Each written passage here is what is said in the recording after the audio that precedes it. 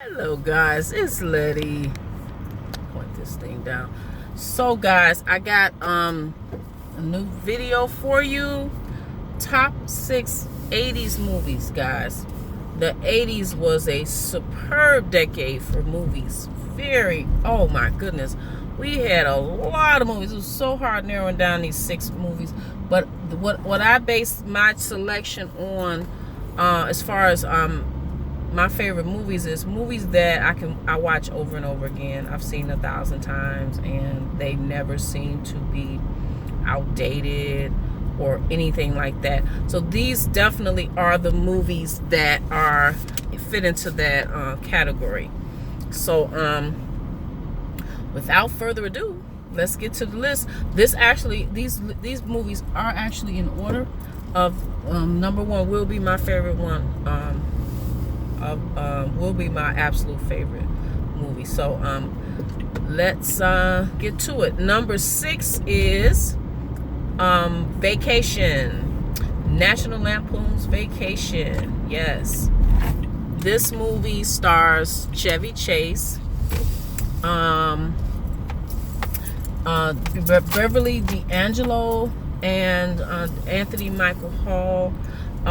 So basically, Chevy Chase plays a dad that is trying to take his children on a supreme vacation, like the best vacation that they have ever been on. There's only one problem. Everything that bad can happen happens during this vacation, and he never stops. No matter what, he is determined. He is determined to get them to this destination. Their destination is this fictitious amusement park called Wally World. It's sort of like, it reminds me sort of like a Great America, maybe a little bit more elaborate. It's a cross between somewhere like is Great America and Disney World. Not quite like Disney World, but just, you're in an amusement park. But they got all the best rides and all that stuff. So this movie goes for all. Anything that's offensive is in this movie. It's like it just doesn't, it reaches in and it goes for the gut. Like whatever it can put in there, it's gonna put in there, and it does it too, to the 10th power. It is so, they offend a lot of people. So but this movie had me freaking rolling. Now I'm letting you know now. I'm not. This is kind of late, but I'm letting you know I'm about to spoil some of these movies. If you have not seen these movies, guys, please fast forward when you get to the movie that you haven't seen. You're welcome to watch the movie, absolutely. But this video, I'm just warning you now. I know it's kind of late. I've already started into my movie, but just letting you know, I got spoilers. So anyway, I'm about to spoil it. My favorite scene in this movie is when he puts his auntie on top of that car. That's his dead auntie. Let me remind you, this woman is dead.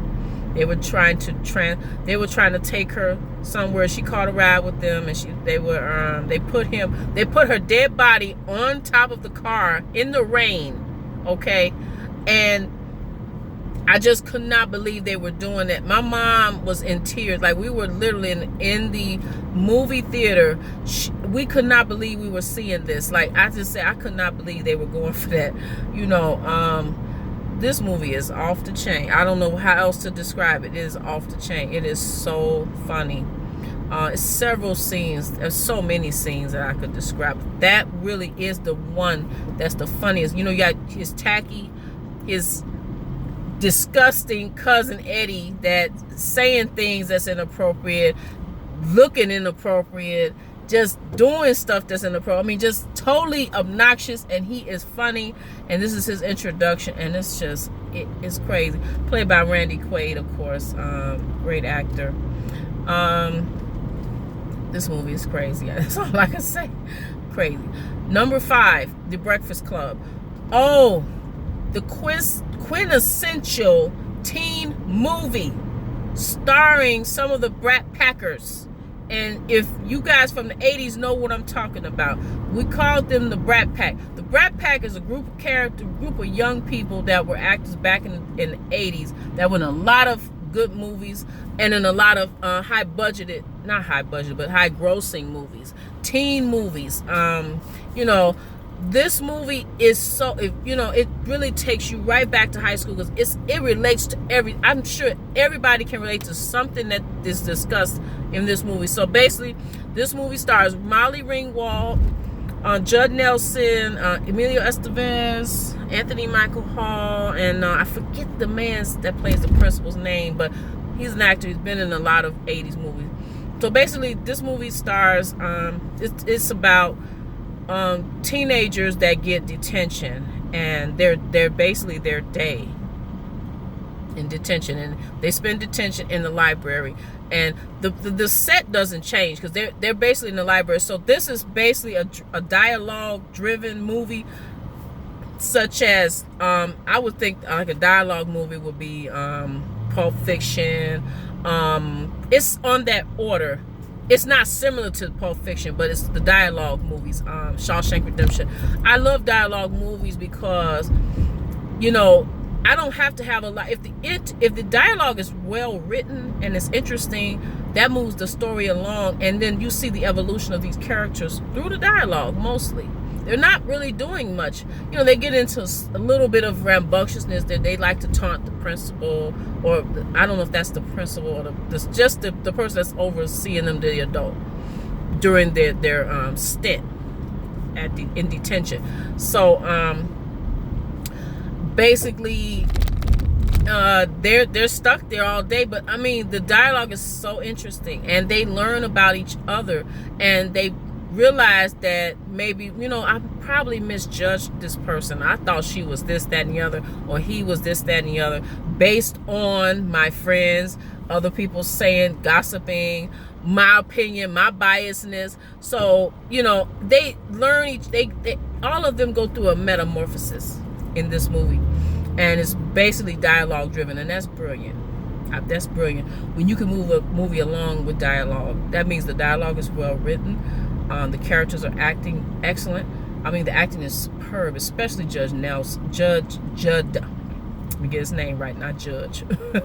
Judd Nelson. It's excellent. He's the bad boy. He's the bad boy. So it's an excellent movie. I mean, check it out. It's great. It has a wonderful song at the end. Ooh! That is the song. I still listen to that song. I forget the name of it. I forget the name of the song, but it's an excellent movie. Rain Man came out. I don't know if I'm giving you guys these dates. Vacation came out in 1983. Breakfast Club came out in 1985. Rain Man came out in 1988. It stars Tom Cruise and Dustin Hoffman. Basically, this movie is about Tom Cruise is kind of a crooked, kind of sleazy type of person, and then he finds a big secret. He finds out that money has been, his parents have been sending money to a person that he's not even familiar with, and he's kind of upset with his parents, like, you sending this money, and somebody dies. I don't know, one of his parents died. And then he finds all this stuff out. So, if I remember correctly, forgive me if I'm wrong, but he finds out he has a brother, and his brother's been in the institution, and he's just really baffled at the fact that his parents never told him that he had a brother. And he basically kidnaps his brother against medical advice. He just takes him out of his institution. Now, unfortunately, his brother has been diagnosed with autism. And if you are familiar with the condition autism, I'm very familiar with autism. I have one of my brothers is autistic. Autism is basically a communication deficit that the person has, speech deficit thing, and they have a hard time. They're sort of very into their own world. They're not as they're not as social as they should be. They have they have a hard time socializing and interacting with the outside world. They really literally are in their own world, and they have brilliant. They also have brilliant talents. Even though they suffer with autism. And the thing that really is most difficult is the fact that they are very routinistic. They have a routine, and they do not like their routine disrupted. This movie kind of explores this. And then back in the 80s, this was a new condition. Nobody really knew about autism, back then. And little did I know, less than 10 years later, my brother would be born with the same condition. So it's really interesting, that I seen this movie. I got familiar with that, and I just never dreamed of that. But that things happen, and he's I love him to death, but he was diagnosed with the same condition, and it's been a challenge. And but this movie is so well acted. I'm trying to think. I think Dustin Hoffman won an Oscar. He was definitely nominated. I think he won the Oscar for this. I think he won an Oscar for this role. I really do. I will confirm that, guys, because I hate to give you guys the wrong information. But I think he did win the Oscar. Best Actor for 1988 Rain Man. I think he did. Dustin Hoffman was excellent. Tom Cruise was good too. They both just... This is such a well-acted movie. Dustin Hoffman embodies... you could tell he really studied autistic people. Dustin Hoffman is brilliant in this movie. I believe he was definitely nominated. I believe he was nominated. I believe he won the Oscar, but I'm gonna confirm that. So I'm not. This was such a well-performed movie. Excellent. In the end, they become close, and he realizes. I think Tom Cruise goes through a metamorphosis. He realizes how selfish he has been, and so they grow to love each other, and they bond, and as brothers should. And it's just an excellent movie, guys. Please check it out. You will not be disappointed. Number 3, and I've mentioned this movie in another video. Something I had an action about favorite action movies or something, but I mentioned Die Hard. Okay. This is one of my favorite action movies of all time. This movie is so well acted. See, people think, you get an action movie, you blowing up. It's not requiring good acting, but it does.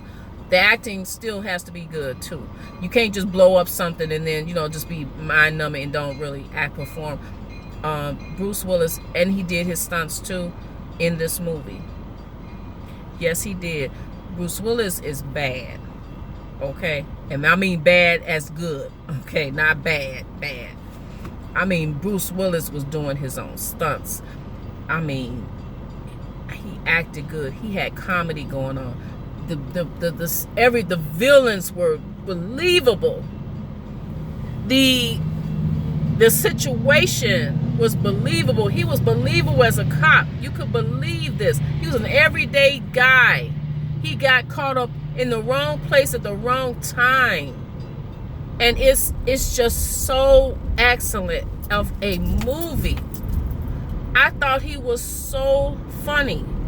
It was just absolutely perfect. I don't have one bad thing to say about Die Hard. There have been a lot of copycats, a lot of movies, and they talk about the new movie Skyscraper as being a direct. When I saw the preview, it took me back to Die Hard, because I think they just took everything almost from Die Hard. And that's a classic. If you're gonna do it your own way. If you're gonna and be inspired by another movie and do, you know. But anyway, that's another whole, you know, that's another whole video. I don't want to get off into it. But basically, Bruce Willis stars a New York cop. She's John McClane, and he's going to California to see his wife, because his wife took a new job, and they're having a little, you know, it's a little tension between them. So they, you know, they have things going on, and you know, he kind of is not happy with her career, taken away from the family life, and she's like, I need, you know, I need something of my own. And I can absolutely understand that, because I, you know, I like to have my own career as well. I don't do well, you know, doing the happy housewife thing. I'm just, you know, so I like having my own career, but I can definitely relate to that. And so basically, you know, these terrorists, I'm saying in quotes, they're not really terrorists. They come in posing as terrorists, but they're actually basically robbers, okay? And I mean, they start just, they kill a few people, and then some of them get killed, and John McClane, they just, he got away, and he's trying to take them all on, and he's just by himself, and he's not getting support. And you know, he's just trying to do the right thing. And you know, they have it's just, it's the perfect movie. It couldn't be more perfect. I mean, this is absolutely perfect. But he acted so good. You know, this was, I believe this was his first movie. No, not his first movie. This was in 1988. This wasn't his first movie, but this was his breakout movie. We'll put it like that. Anyway, Die Hard, great action. He does some of his own stunts. I don't know how many. I think he definitely did the one. The one where he jumps off the building and he ties himself with the hose and he jumps off, and he has to untie before it pulls him over the. Oh my God, that stunt is incredible. Anyway, he did that. Okay, no stunt double. Number 2 favorite movie of all time for the 80s. The Karate Kid, the original 1984 version. Okay. I did see the remake. It wasn't bad, but it's not the first. It's not the first one. The first one stars Ralph Macchio and Pat Morita. I think it's Morita. And basically, he's a guy. He's a teenager, and his mom gets a new job, and she has to move to a place. You know, he's losing his. You know, he's moving away. He's gonna be missing his friends, and he moves into this community, and he starts getting bullied really, really bad. I felt so sorry for him. Like, your heart just bleeds for him. He gets bullied really bad. So he decides to take up martial arts. So he registers. I think he attempts to register, and he notices that all his these guys that's been bullying him are all in this class. So he's like, oh, you know, I can't stay here. And then, you know, even the sensei is a jerk. You know, it's crazy. Even him, he seems like a bully too. So he goes home, and then I think they jump him at home. I mean, they're brutal with him, and he's such a tiny. Ralph Macchio's always been like a very tiny, you know, in stature guy. As far as in the movies, what I've noticed, I don't know about him personally, but in the movies, just small stature guy. So you know, you really feel for him. And then his landlord, or the guy that manages the property that he lives in now, he comes out and he whips all of them. And he's like, and Ralph Macchio like, ooh, he has this, you know, the character Mr. Miyagi. Can you train me, or can you show me what you did, you know? And I don't think at first he wanted to, but basically he starts to train him, and then, you know, a tournament comes up and ensues and all that. So all this training starts, and they bond, and they have a great relationship. And you start to learn more about him, because he has a lot of, Mr. Miyagi's been through a lot. He's a loner, but he starts to open up to, I forget Ralph Macchio's character, his name, but he starts to open up to him, and they start to learn about each other. And it's a really, really, it's a very good movie. It's a very good movie. It's a very, very, very, very good movie. Well acted, well performed. Mr. Miyagi's character really has a lot of dimension, and then you learn about him. You learn a lot about him in the course of this movie, and then you learn about some of Daniel's fears. So, you know, they have a wonderful relationship. He has a girlfriend, Elizabeth Shue. And you know, they go through their little thing, and it's a teen movie. It's coming of age movie. It's one of those. It's touching at times. It's you know, you may even shed a couple of tears. It's pretty good. It's excellent. So my number one, we are at number one. I'm trying to make these videos shorter, guys. I'm just trying to give you guys a good thorough review. Okay, I'm gonna wrap this up really quick. Thanks for hanging in there with me. My number one favorite movie of all time, and this movie is my favorite in any list. It is Back to the Future, the 1985 original. Oh my God. This movie has everything that I could possibly want in a movie. There's adventure, action, comedy, characters that you love, characters that you can relate to. It's a teenager, misunderstood. He gets to see his parents as teenagers. Basically, it stars Michael J. Fox, whom I loved in Family Ties. He stars he is the lead character. He's basically, his name is Marty McFly, and he's a sort of guy, he's trying to find his way in the world. He's an aspiring musician, and he just wants to be given a chance, and he just has such a hard time.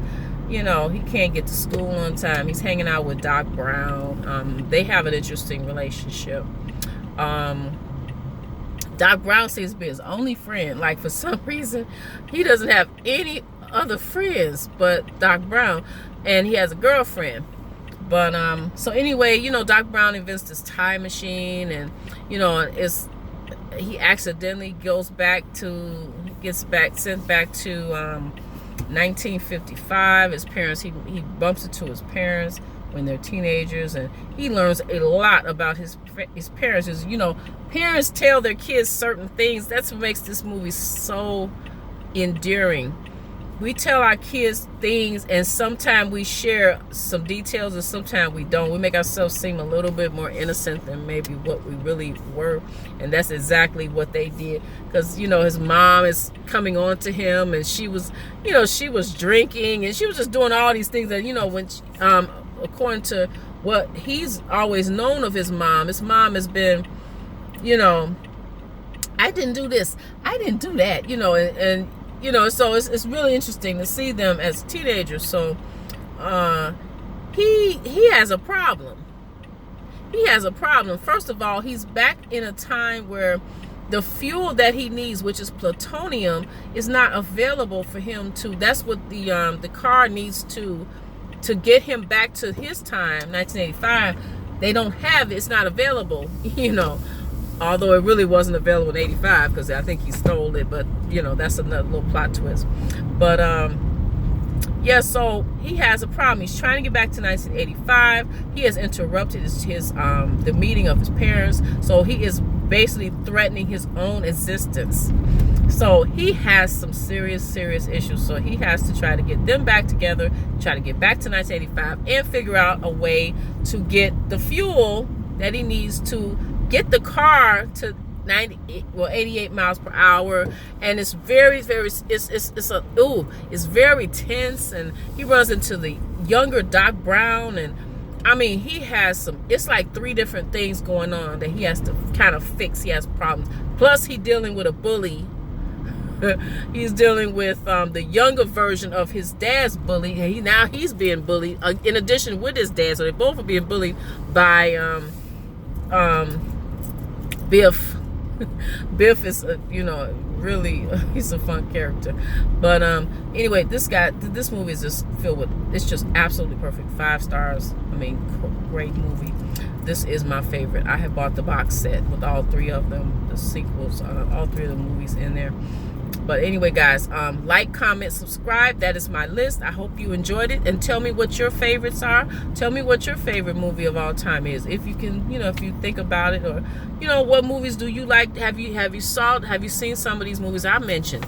So anyway, guys, I'm so happy that you watched my video, and I will see you guys at a later time. And I hope you have a wonderful day. Bye-bye.